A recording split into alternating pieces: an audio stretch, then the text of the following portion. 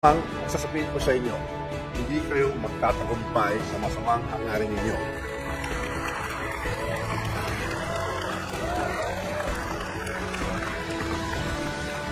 In this house of the people, we are on the right side of history. Unti-unti na natin nakikita ang liwanag at katotohanan saan natin na lalo pang titindi ang pag-atake sa ating institusyon, subalit hindi tayo matitinag.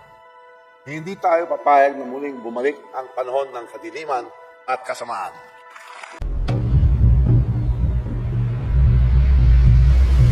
The House Quad Committee to conduct joint public hearings on critical issues, including extrajudicial killings, illegal drugs, Philippine offshore gaming operators, co-host alleged irregularities in the procurement processes and unlawful contracts, as well as the illegal tactics employed by foreign nationals in our country. I would like to highlight the monumental work of the Quad Committee, a collective effort led by some of the brightest and most dedicated members of this House, including the young guns and others who have dedicated their time, energy, and conviction to this cause. Sa mga nagtatangka, napikilan tayo sa paghanap ng katotohanan at katarungan. Kaysa lamang ang sasabihin ko sa inyo, hindi kayo magtatagumpay sa masamang hangarin ninyo.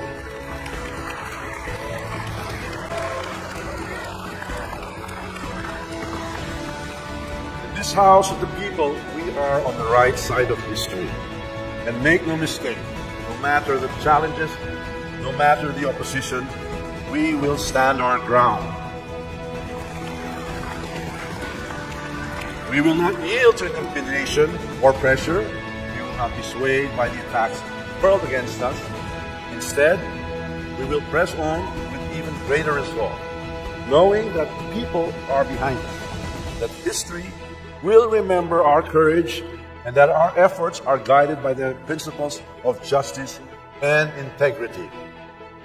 Dahil unti-unti na natin nakikita ang liwanag at katotohanan, saan natin na lalo pang titindi ang pag-atake sa ating institusyon, subalit hindi tayo matitinag.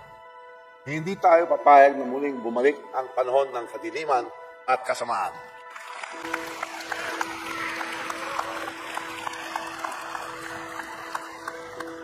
To those who may question our motives, I say this: we are here for the people, we are here for the truth, and for the enduring ideals of this republic.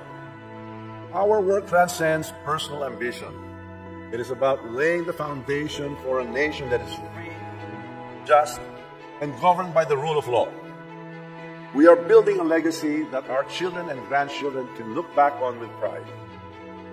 This fight for truth is not for the faint-hearted. It demands courage, perseverance, and unity. We must remember that the road to justice is often fraught with trials. The forces of darkness will not relent easily. They will use every means at their disposal to obscure the truth, sow doubt, and weaken our resolve. But as long as we hold fast to our principles and remain united in this purpose, we will prevail.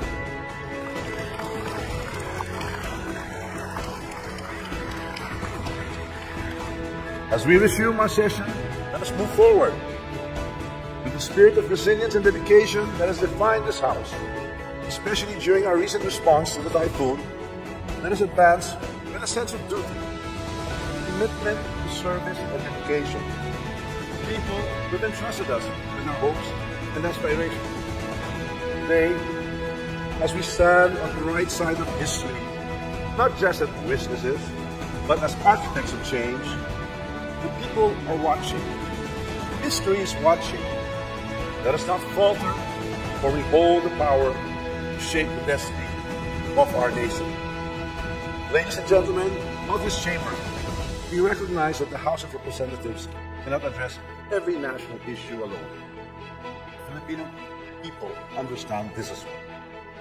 Nonetheless, as your humble steward, I urge each of you to make the most of our limited time before the 19th Congress adjourns and pass the most critical and urgent legislation. We were given this opportunity to serve the people with purpose, to uphold the principles of democracy, promote sustainable development, and as I emphasized in my closing statement last September, to build a Philippines where every citizen can live with dignity, opportunity, and hope. Esteemed colleagues, I call on you to cherish these remaining months of the 19th Congress, and together, let us bring it to a triumphant close. Tamang salamat, and may we move forward with courage, dignity, and unwavering faith in the triumph of truth above all. Mabuhay ang Pilipinas at mabuhay po tayong lahat.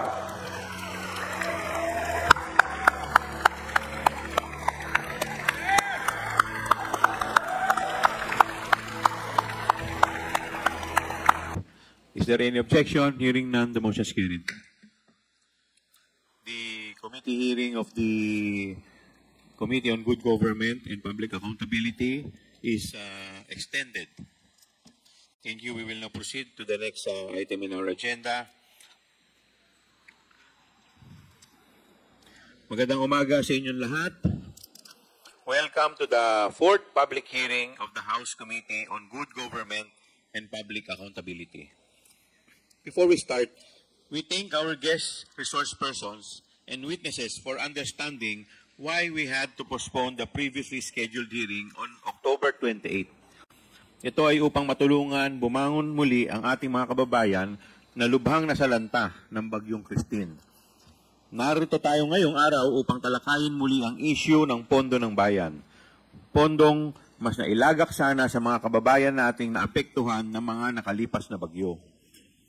Earlier this year ay pumasa sa Kamara at inaprubahan ang Republic Act No. 12009 o ang New Government Procurement Act. Binabalangkas ng batas na ito ang mga pundasyon ng government procurement, kabilang dito ang prinsipyo ng transparency, competitiveness, and participatory. Ngunit pagdating sa confidential funds, binabalanse ang prinsipyo ng transparency sa national security.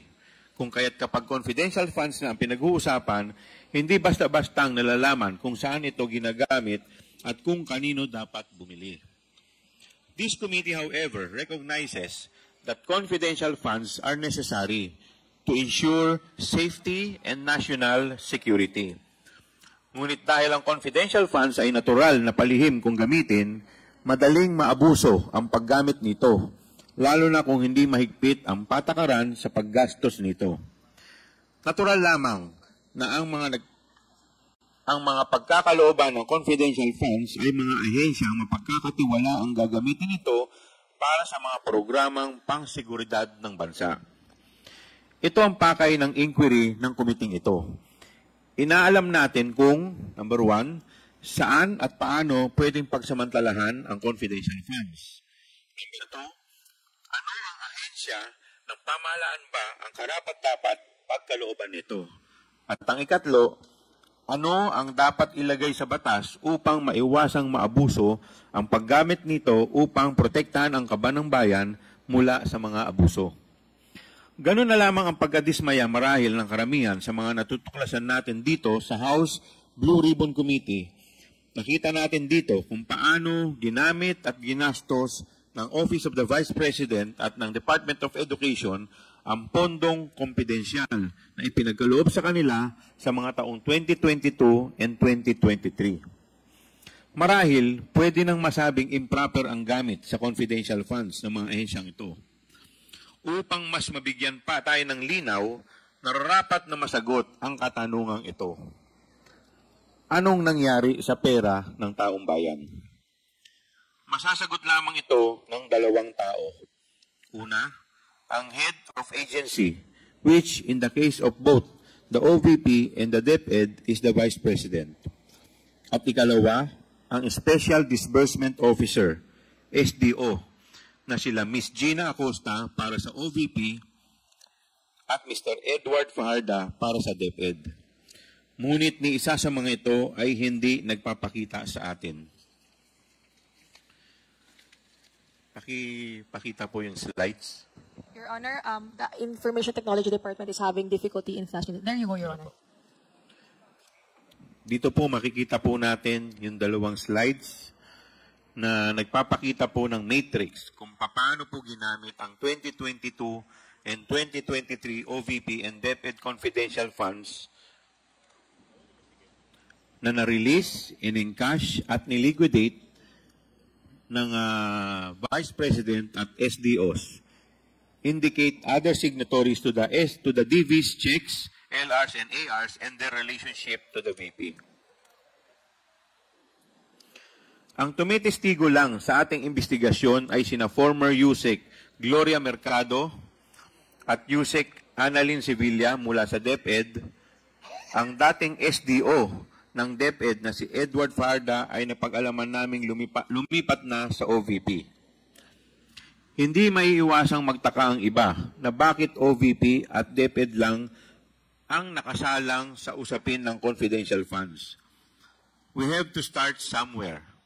At dahil nasimulan na natin ito, nakita natin na ang mga kaduda-dudang justification sa gastos para sa safe houses worth 16 million for 11 days at 15 million para sa youth leadership program kung saan pondo naman pala ng Philippine Army ang ginamit. Our inquiry does not end with 15 or 16 million or 73 million. Sa totoo lang, 612.5 million ang kabuuang halaga ng confidential fund ang ibinigay sa OVP and DepEd sa loob ng 2 taon. Dito po makikita po natin ang graph showing disbursement to OVP and DepEd totaling 612.5 million. Nasaan na ngayon ang 612.5 million? Sino ang gumastos nito at para saan ito ginastos? Dahil dinisalaw ng COA ang 73 million confidential funds ng OVP, ating siniyasat kung bakit ito nangyari, saan napunta at paano ito ginamit. Ngunit kung susumahin ang lahat ng confidential funds ng OVP at DepEd, ito ay abot sa higit kalahating bilyong piso o 612.5 million.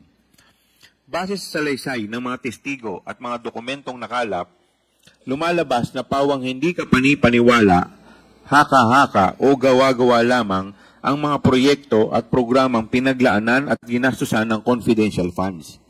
Kumbaga, bogus, dahil hindi may paliwanag kung saan ito talaga napunta. Sa mga nakaraang 3 pagdinig ay natuklasan natin ang mga sumusunod. Una, para po sa taong 2022, kasama sa 125 million confidential funds ng OVP na ginastos, sa loob lang ng 11 araw, ang 16 million nito ay ginastos para sa upa at maintenance ng 34 safe houses. Sa 16 million na ito, makikitang may isang safe house na ginastusan ng 1 milyon base sa mga acknowledgement receipt para lamang sa 4 na araw. Lumalabas na 250,000 per day ang upa at maintenance nito. Marahil kahit mag-check-in ka pa sa pinakamahal na hotel dito sa bansa ay hindi aabot ng ganitong kalaki ang iyong bill. Para sa taong 2023, the OVP spent confidential funds amounting to 125 million for the first 3 quarters, or a total of 375 million. The OVP spent for safe houses alone 16 million in the first quarter, 16 million in the second quarter, and 5 million in the third quarter. Next slide, please. Dito po makikita po natin emphasizing the amount spent for safe houses in relation to the months it supposedly covered. Talaga bang kinakailangan nila yung mga safe houses na to? Legitimate po ba yung paggastos nila dito? Bakit kaya hindi na sila gumastos para sa safe house sa buong taon ng 2023? Pangalawa, aside from the anomalous and unreasonable amounts paid for the safe houses, for the other expenses po na ginamitan ng confidential fund ay may similar pattern. Hindi reasonable ang halaga at mas malala ay umabot ng 612.5 million ang gastos na suportado lamang ng acknowledgement receipts with only basic details which can be easily fake. Pangatlo, napag-alaman din natin na ang certifications mula sa infantry battalions ng Philippine Army ay ginamit upang palabasing may natanggap na mahigit 15 million ng confidential funds ang Army mula sa DepEd. Subalit, mariing pinabulaanan ito ng mga mismong pumirma sa mga certifications. Hindi rin alam ng ating mga sundalo na ang kanilang certifications ay gagamitin ng DepEd upang suportahan ang paggasta sa kanilang confidential funds. Sana ba talaga ginastos at napunta ang pera kung hindi naman pala ito ginastos para sa Philippine Army? In Audit Observation Memorandum number 2024-015, dated February 1, 2024, first AOM, the COA flagged the report. Payment of rewards to the informers in the amount of 7,509,000 in the first quarter of 2023 and 8,031,000 in the second quarter of 2023 because these expenditures were not supported with required documents. In sum, this amounts to 15,540,000 of public funds. Walang ebidensya kung saan ginastos at walang konkretong pagpapatunay na ito ay pinamigay bilang kantimpala sa mga taong nakapagbigay ng mahalaga at makatotohanang impormasyon maprotektahan ang ating mga kabataang estudyante. Sa nakaraang pagdinig at nagmula kay Atty. Powa utos kay Yusek Mempin upang humingi ng katibayang maibibigay sa COA upang patutuhanan ang paggasto sa confidential funds.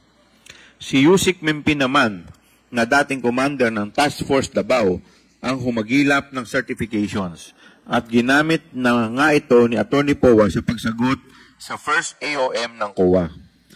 Sinabi ni VP Duterte sa kanyang letter dated April 17, 2024, first AOM response na hinanda ni COS Powa, the 15,540,000 was used for financial rewards given to informers for leads and or integral information received, which supposedly allowed the DepEd to formulate narrowly targeted programs, information campaigns, and intervention against recruitment, violent extremism, and other criminal activities in specifically identified communities.